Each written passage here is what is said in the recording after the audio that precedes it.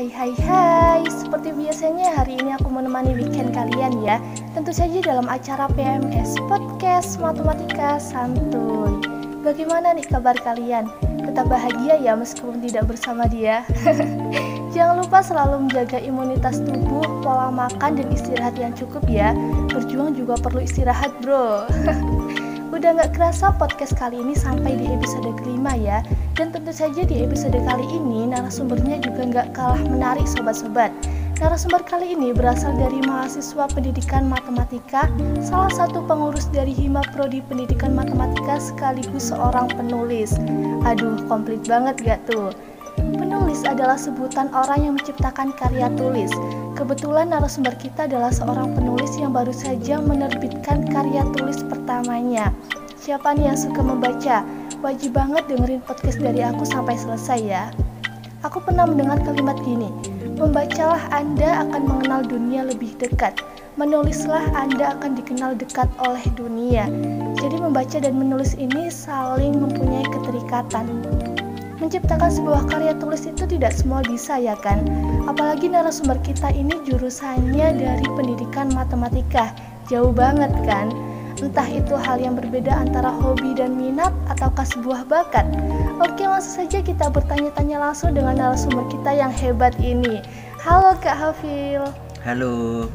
Aduh, aku agak grogi nih deket seorang penulis. Biasa aja, santai. Siap. Kita cuman berbagi pengalaman. Bagaimana nih kabarnya Kak Hafil? Baik kan? Alhamdulillah baik. Kalau dilihat secara langsung, Kak Hafil ini ciri khas banget kayaknya dengan buku yang selalu dibawa kemana-mana. Apa memang di mana-mana Kak Hafil ini selalu membaca ya?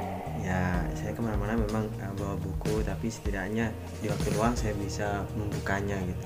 Oh gitu, ini nih, sekarang kebanyakan anak-anak, remaja, orang dewasa yang dibawa adalah gadgetnya masing-masing. Kalau Kak Hafil ini komplit banget ya sambil bawa buku. Kemarin Kak Hafil sudah menerbitkan sebuah karya tulis yang sangat bagus ya. By the way, karya tulis yang kakak buat ini berbentuk apa ya? Dan judulnya apa Kak? Nah, kebetulan di tahun kemarin saya menerbitkan kumpulan prosa yang dimana dengan judul Merayakan Luka. Oke, Merayakan Luka. Aduh, judulnya yang sangat realistis banget ya kayaknya. Pastinya tidak mudah ya membuat karya seperti itu. Bisa diceritakan sedikit nih proses atau perjalanan kakak dalam menulis karya tulis ini? Sebenarnya proses dari menulis saya itu berawal dari sejak SMA kelas 1. Saya itu menulis diary, meskipun saya cowok menulis diary. Maka setelah sekian lama banyak diary yang saya tulis, akhirnya saya punya inisiatif, masa saya menulis diary dan saya cuma membeli buku, dan buku-buku itu cuma ditaruh di rak buku. Setidaknya saya punya satu karya atau lebih yang bisa ditaruh berderetan dengan buku-buku yang lainnya itu. Oke. Lalu prosesnya sehingga bisa menulis karya seperti itu gimana Kak? Saya itu setiap harinya pasti menulis. Setidaknya menulis beberapa kata. Biasanya saya punya target. Entah itu sebelum tidur saya dibagi waktu luang untuk menulis seharian apa saja yang saya lakukan. Jadi sudah menjadi rutinitas ya Kak? Alhamdulillah. Oke, memang tidak mudah ya sobat-sobat untuk mengasah bakat ataupun menjadi orang yang hebat. Cukup masak mie aja yang instan, proses yang baik tidak bisa instan. Dengan menulis, seseorang bisa menyampaikan apa yang ada dalam pikiran menjadi kata-kata. Untuk bisa terlatih menulis memang butuh ketekunan dan perjuangan ya. Selain itu perlu juga tekad dan motivasi tinggi agar tidak goyah saat menjalani proses menulis.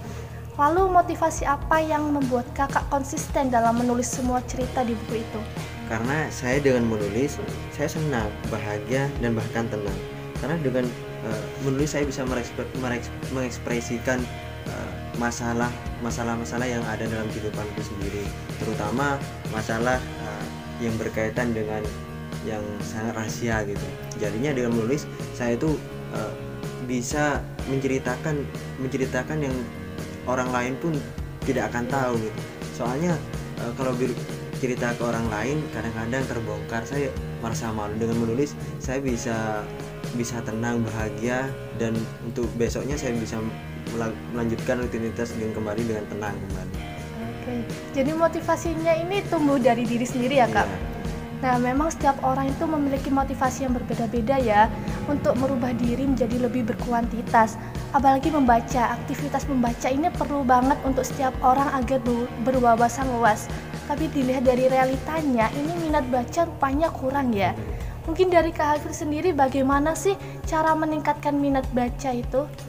Kalau saya itu menantang diri saya sendiri dan menuliskan di kamar itu setidaknya sehari itu harus menulis, setiap hari harus membaca, dan tidak berhenti di membaca tersebut, tapi juga harus menulis, setidaknya membaca 3 lembar dan menulis minimalnya ya kalau awal-awal sih beberapa kata, entah 300 kata sampai setiap hari 500 kata gitu. Oke, mantep nih, aku jadi tergerak juga untuk meningkatkan minat baca ya. Kalau Kak Hafil suka membaca dan menulis, lalu kenapa dulu tidak mengambil jurusan yang berhubungan dengan sastra? Sebenarnya saya dulu pengennya masuk bahasa dan sastra, tapi karena saya itu berangkat dari pesantren, yang mana di pesantren itu ada jurusan bahasa dan sastranya. Jadi ketika saya izin ke Mas Syai atau Kiai itu takut nggak dikasih izin. Jadinya saya harus memang mencari jurusan yang tidak ada di pesantren tersebut gitu. Oh, Jadinya bisa dikatakan gini, saya mengambil jurusan yang tidak ada di pesantren, tapi setidaknya di sana saya mencari wadah yang bisa meningkatkan kreativitas saya. Contohnya saya di LPM, Lembaga Pres Mahasiswa, di sana kan belajar tentang bagaimana cara menulis dan baik gitu. Dan ketemu orang-orang yang memang satu frekuensi gitu. Oke, good. Jadi ini sekarang gimana di pendidikan matematika, nyaman ya? Alhamdulillah nyaman. Karena ketemu banyak teman, orang-orang baru gitu. Oke. Apakah next ada rencana untuk menulis buku terkait dengan matematika gitu? Kan cocok banget nih kayaknya sama jurusan yang Kakak ambil sekarang. Saya itu pernah menuliskan pengen membuat kumpulan puisi yang tentang matematika, tapi di sana mengekspresikan dengan bahasa saya sendiri, dalam artian tentang keresahan-keresahan yang ada dari diri saya sendiri dengan bahasa matematika. Waduh, oke, ditunggu ya karya-karya selanjutnya Kak ya. Tapi di sana saya termotivasi dengan dosen kita yang kebetulan guru literasi dan atau dosen literasi Pak Fatoni, dengan banyak karya yang beliau sudah terbitkan, sudah ciptakan. Jadi saya pengen seperti beliau juga bisa menulis buku yang seperti beliau tulis. Oke. Jadi emang jurusan tidak membatasi kita untuk selalu berkarya ya Kak ya. Terakhir nih Kak, berikan sepatah 2 kata dong untuk sobat-sobat matematika agar ikut semangat juga untuk terus membaca sampai bisa membuat sebuah karya seperti Kakak. Saya pernah mendengar sih, menukil dari pernah membaca dari Albert Einstein itu, bahwasanya suka membaca tidak menjamin orang jenius dan sukses, tapi kebanyakan orang yang sukses itu berangkat dari membaca. Dan saya tambah lagi apa yang dikatakan oleh Pramudia Anantatur, orang pandai setinggi langit tapi tidak menulis, ia akan hilang di dalam masyarakat dan sejarah. Jadi teruslah kita menulis agar tidak hilang dari sejarah.